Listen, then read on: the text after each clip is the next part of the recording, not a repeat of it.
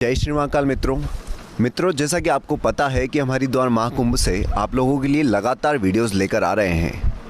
इसी video series में आज हमारे पास एक प्रश्न आया है। उस प्रश्न का उत्तर हम महाराज जी से पूछेंगे। वो प्रश्न है कि महाराज जी, जब हम किसी व्यक्ति से मिलते हैं, कई परिस्थिति हम जाते हैं, हम जब परेशान होते हैं तो वो परिस्थिति हमें उसी परेशानी से रिलेटेड दिखाई देती है। हम जब किसी नकारात्मक परिस्थिति में रहते हैं, नकारात्मक सोच में रहते हैं तो हमें नकारात्मक व्यक्ति ज़्यादा दिखते हैं। जब हम ज़्यादा खुश होते हैं तो हमें खुशी का ज़्यादा अनुभव होता है। तो इसका क्या है, मतलब ये क्यों ऐसा महसूस होता है हमें? जब हम किसी चीज़ को सोचते हैं तो वही चीज़ हमारे साथ आती है, हमारे चारों तरफ परिवेश में मिलती है हमें। सबसे पहले मनुष्य जो होता है ये जड़ होता है जी। प्रकृति जो होती है चेतन होती है जी। लेकिन मनुष्य जड़ होते हुए भी सक्रिय होता है। जी। ये हमारा शरीर जो होता है जड़ है, हमारी इंद्रियां सब जड़ है, फिक्स है। जड़ मतलब फिक्स है। और चेतन, प्रकृति चेतन है, ये कोई फिक्स नहीं, आज है कल नहीं है। जी। जो आज है कल नहीं है ये प्रकृति कहते हैं, ठीक है। इसमें कुछ भी है। प्रकृति में क्या, प्रकृति में नॉर्मली लोग मानते हैं कि पेड़ पौधे, झरने, पहाड़, ये प्रकृति, वो सब प्रकृति है जो अचल है, आज है कल नहीं है, वो सब प्रकृति है। जी। अब जब मनुष्य प्रकृति, पुरुष का संयोग प्रकृति से होता है तो उसका जो भी बिंब, प्रतिबिंब बनता हमारे मन पे, वो चीज़ हमें महसूस होता है।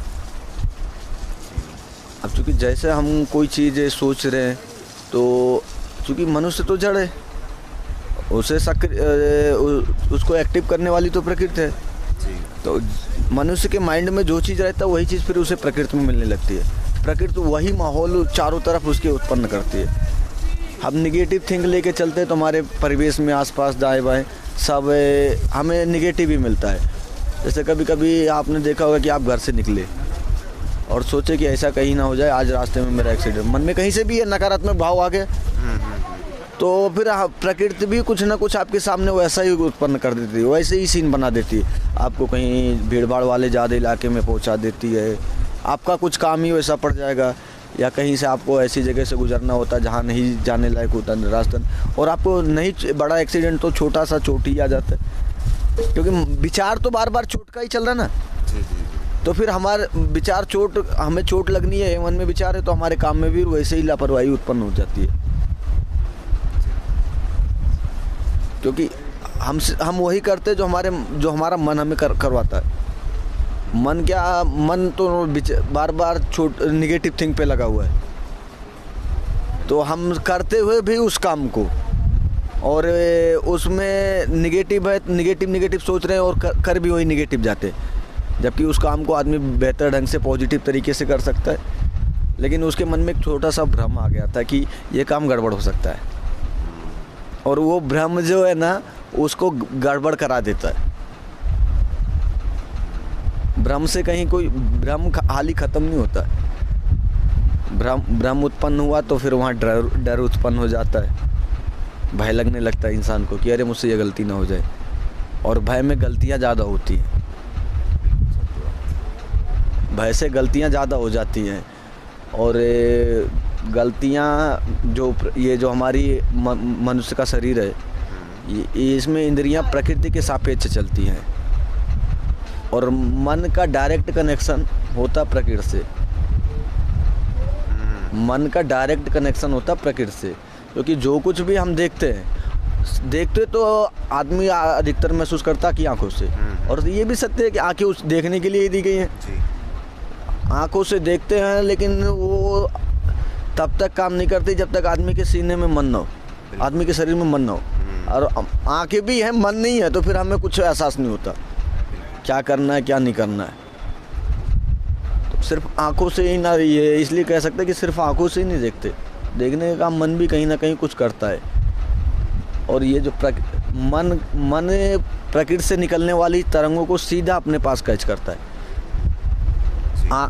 हमने देखा, मैं बाहर बैठे निकले, आंखों से देखे, आँख उस चीज़ का प्रतिबिंब ले जाके मन को बनाता है, और यही क्रिया होती है जब कोई चीज़ बात हमारे मन में चल रही होती है।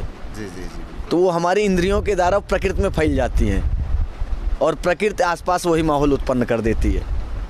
हमने कुछ सुना तो कानों से, लेकिन वो मन पे जाता है, मन उसको एक्सेप्ट करके फिर आगे माइंड को भेज देता है कि ये काम मुझे ऐसे करना है, और यही चीज़ वापस मन करता है कि किसी से कुछ सोचना। अब वो नेगेटिव सोच रहा है तो प्रकृति भी हमें वैसा ही सहयोग देती है। पॉजिटिव सोचता है तो प्रकृति भी पॉजिटिव तरह से सहयोग करती है।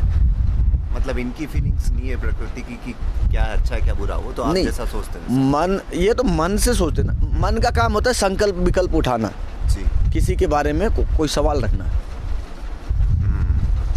लेकिन मन से सिर्फ सवाल हम उत्पन्न करते, कार्य नहीं करते।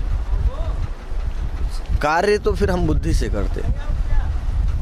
मन का काम है संकल्प विकल्प उठाना, बुद्धि का काम है उसको निश्चय करना, ये उचित है या अनुचित है, उसके बारे में सोचना समझना, और फिर इंद्रियों के माध्यम से वो उस कार्य को संपूर्ण करते हैं। तो इसके लिए उपाय क्या किया जाए, मतलब क्या करें कि सब अच्छा हो अपना से? छोटे से बस इसके लिए एक छोटी सी समाधान कि हम कभी अपने आप को निगेटिव थिंक में नहीं जाना जाए। हमारे साथ बुरा सा भी बुरा हो जाए, हम उसको ये नहीं मानते कि बुरा हो गया, क्योंकि उससे भी बुरा हो सकता था हमारे साथ। अच्छा, मतलब हर नकारात्मकता में एक सकारात्मक होता। अभी किसी का एक्सीडेंट हो जाता तो कहते बड़ा बुरा हो, भगवान ने बड़ा बुरा किया। ठीक है, उसका एक्सीडेंट हुआ गलत, ठीक है, उसको चोट लगी, दर्द हुआ, हाथ पैर में फ्रैक्चर हुआ, ये ठीक है, कष्ट तो उसे उत्पन्न हुआ, लेकिन उससे भी ज़्यादा उसके साथ बुरा हो सकता था। आपने ये सोचा कि थोड़ा सा चोट लगी, एक पैर टूट गया, पैर टूटा ना, पैर कट के अलग भी हो सकता था। बिल्कुल बिल्कुल। आंखें फूट सकती थी, पूरे ज़िंदगी भर देखने के काबिल नहीं बनते।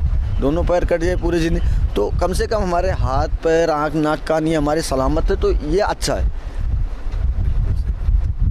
हाँ महाराज जी, हमने देखा भी है कई बार, कई लोग होते हैं जो हमेशा कोसते रहते हैं। हाथ पैर नाक कान इन सब चीज़ों में अगर जो आपकी कोई एक चीज़ निकाल दी जाए, आपके हाथ को निकाल दिया जाए, हाथ ना हो फिर आपकी दिनचर्या कैसी हो? पैर ना हो तो फिर आपका दिनचर्या कैसा होगा? आँख ही ना हो, सब कुछ हो, बढ़िया धन दौलत गाड़ी बंगला सब, लेकिन आँख ना हो तो फिर क्या मतलब है? सही बात। तो कम से कम ऊपर वाला जो कुछ भी, भगवान जो कुछ भी करता है वो बुरा नहीं करता है, वो हमेशा अच्छा। और हमें ये बात माननी भी चाहिए कि कितना भी बुरा हो जाए, लेकिन उससे भी ज़्यादा बुरा हो सकता था, कम से कम उसने इतनी मेहरबानी की कि उतने पे ही छोड़ दिया हमें। बिल्कुल सत्य। और जो बुरा किया वो हमारे कर्मों ने किया, उसने कुछ नहीं किया। ये तो सत्य है कि भगवान कृष्ण कहते हैं कि बिना मेरी मर्जी के एक पत्ता भी नहीं हिलता, लेकिन उन्होंने ये भी कहा है कि मनुष्य कर्म करने के लिए स्वच्छंद है। मनुष्य जो कर्म करता है उसमें उसकी मर्जी होती है, मेरा कोई इंटरफेयर नहीं होता कि उसे कोई कर्म करने के लिए मैं बाध्य करता हूँ, लेकिन वो बाध्य होता अपने पूर्व कर्मों से। जो उसके प्रारब्ध का होगा वही उसके सामने आगे के हालात बनेंगे और इसी हिसाब से वो कर्म करता है। उसमें कोई विशेष होता है जो अपने प्रारब्ध को सुधार के और साधना कर्म में लगता है। ये भी गुरु कृपा से ही संभव हो सकता है। ये कोई विशेष होता है, एक आध कोई, ये हर एक पे थोड़ी नया हो सकता है। ये अब कुछ प्रकृति भी कुछ चीज़ें स्पेशल बना के देती है। बिल्कुल बिल्कुल। तो उसमें से प्रकृति भी एक आध जीवात्मा को तो ऐसा स्पेशल बनाती है, ऐसा विशेष, जो कि भटके हुए रास्ते से सही रास्ते पे लौट जाता है।